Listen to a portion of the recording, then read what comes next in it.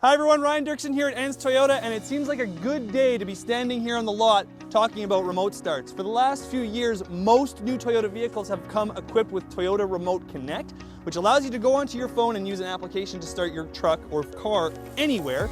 However, most people don't realize you can also start the vehicle with your fob. So it is a short-range, one-way system that works whether or not the app is working on the vehicle.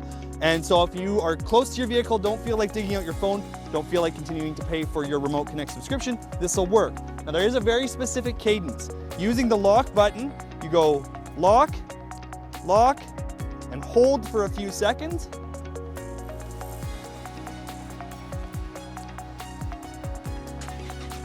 And there it goes. So as long as you see the lights blink the third time, you know you've done it properly. So that is the key fob start on most new Toyota vehicles. Come and check it out here at Ens Toyota.